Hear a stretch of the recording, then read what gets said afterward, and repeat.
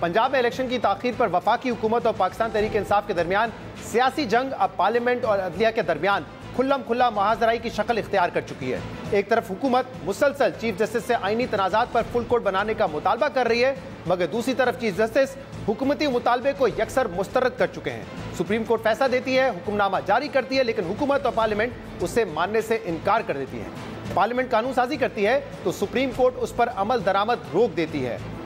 और अलमिया यह है कि सियासी और आईनी जंग का कोई इख्तिताम फिलहाल नजर नहीं आ रहा, जबकि इदारों के दरमियान ये डेडलॉक सियासी दर्जा हरारत बढ़ने और आईनी बहरान की संगीनी में मजीद इजाफा कर रहा है। हुकूमती वुज़रा सुप्रीम कोर्ट के मौज़िज़ जजेस का नाम लेकर उन पर तनकीद कर रहे हैं। चीफ जस्टिस पाकिस्तान की जानिब से भी कभी बेंचेस की तश्कील तो कभी फैसलों के जरिए हुकूमत को वाज़े पैगाम दिए जा रहे हैं। और अब सूरत हाल इस नहज पर पहुंच चुकी है कि इस आईनी और सियासी बहरान के 4 मुमकिना मंजरनामे नजर आ रहे हैं। ये सारे मामला जिस तरफ जा रहे हैं उसके 4 एक्सपेक्टेड सिनेरियोज हम आपके सामने रखते हैं। इस आईनी और सियासी बहरान का नतीजा क्या निकलेगा, इसका पहला मुमकिना मंजरनामा तो यही है कि जो स्टेटस को है वो बरकरार रहे, यानी हालात जिस तरीके से चल रहे हैं उसी तरह चलते रहें। सुप्रीम कोर्ट हुकूमत और इदारों को इलेक्शन करवाने, फंड्स और सिक्योरिटी देने के अहकाम देती रहे, मगर हुकूमत और पार्लियामेंट अदालती अहकाम की नाफरमानी जारी रखें और इसी मुहाजराई में अगले चंद माह गुजर जाएं और अक्टूबर आ जाए और फिर देखना होगा कि अक्टूबर में भी आम इंतखाबात होंगे या नहीं।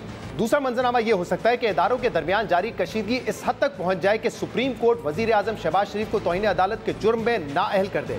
मगर फिर सवाल यह होगा कि जो हुकूमत एक सूबे में इलेक्शन करवाने का अदालती हुक्म मानने से इनकारी है, वो हुकूमत तौहीन अदालत में सजा का हुक्म क्यों मानेगी और उस हुक्म पर अमल दरामद कैसे होगा।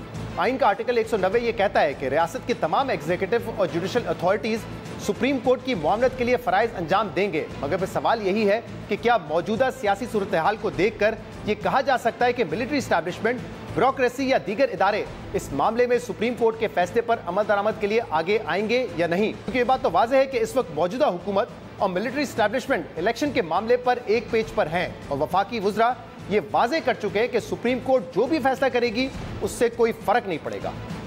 पार्लियामेंट ने करारदाद पास की, हम पूरी तरह उसके साथ खड़े हैं और फेडरल गवर्नमेंट उस करारदाद की मौजूदगी में किसी किस्म की कोई अदरवाइज़ जो है वो डायरेक्शन देने को या अदरवाइज़ अमल करने को तैयार नहीं है। ये पैसे इलेक्शन कमीशन के पास पड़े रहें, ये स्टेट बैंक में पड़े रहें, ये वजारत ख़जाना में पड़े रहें, इन फैसलों के ट्रांसफ़र होने से कोई फ़र्क नहीं पड़ेगा। पाकिस्तान के 2 सतूनों के दरमियान है पार्लियामान और अदलिया, और इसके मामले में अदलिया के पास तीर हैं, हमारे पास अवाम का जिगर है जो पार्लियामान के पास है, तो लिहाजा वो तीर आजमाएंगे, हम भी जिगर आजमाएंगे। इस सियासी और आईनी बहरान के मुस्तकबिल का तीसरा मुमकिना मंजरनामा यह हो सकता है कि सियासी जमातों, पार्लियामेंट और अदलिया के दरमियान कशीदगी और डेडलॉक इस हद तक बढ़ जाए कि इस आईनी बहरान से निकलने का कोई हल बाकी ना रहे। सियासी जमातें एक दूसरे के साथ बात करने को तैयार ना हो, आइन की शिकों और सुप्रीम कोर्ट के फैसलों की कोई वक़्त ना रहे और फिर इस डेडलॉक की वजह से 1977 के बहरान की तरह तीसरे फरीक की मदाखलत हो और मुल्क में इमरजेंसी लग जाए। मुतअद्दिद वुज़रा और हुकूमती रहनुमा भी इस खदशे का इजहार कर चुके हैं। अगर लार्जर बेंच नहीं बनता तो एक ऐसा कॉन्स्टिट्यूशनल क्राइसिस पैदा होगा जिससे खुदा ना खास्ता पाकिस्तान में ऐसा कोई इमरजेंसी या मार्शल लॉ टाइप सिचुएशन फिर से ना लग जाए। मैं तो समझता हूँ इस वक्त पाकिस्तान में इमरजेंसी लगाने के लिए एक हालात पैदा किए जा रहे हैं।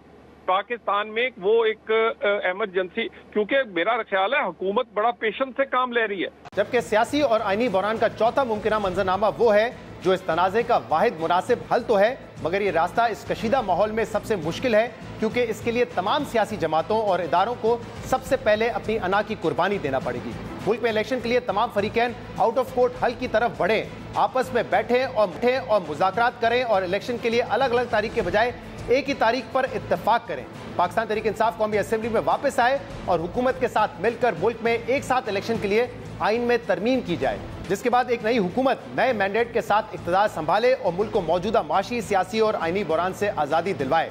और इस हवाले से आसिफ अली ज़रदारी और दीगर सियासी रहनुमा भी बात कर चुके। अक्टूबर में हर सूरत में इलेक्शन होना चाहिए। नहीं, जितनी जल्दी हो सके लेट्स एग्री। अच्छा, सारी पार्टीज बैठ के एग्री करें, वो जो डेट हो जाए, अक्टूबर से पहले की भी हो जाए, पहले हो जाए, बाद हो जाए, अगस्त में हो जाए, कोई उसका उस पर हमें नहीं, पर 1 डे इलेक्शन बातचीत के लिए हम तैयार हैं। वज़ीर आज़म से, वज़ीर कानून से मैं कहता हूँ, आप बयान दे रहे हैं, आप आगे बढ़ें, अपना जो भी आपने वेन्यू देना है, दावत देनी है, असद उमर साहब यहाँ पे खड़े हैं, आप बात करें और हम तैयार हैं उसके लिए। आसिफ अली ज़रदारी भी ये कह रहे हैं कि डायलॉग जरूरी है। ये रास्ता कठिन और काफी हद तक नामुमकिन ही सही, मगर मुल्क को मुश्किलात से निकालने के लिए यही वाहिद हल है, वरना इसके अलावा सियासी जमातें शायद जोर जबरदस्ती करके अपनी वक्ती सियासी मकासद तो हासिल कर लें, लेकिन इस महाजराई का मुल्क को जितना नुकसान हो चुका है और मजीद जितना नुकसान होगा उसका अंदाजा लगाना मुश्किल है।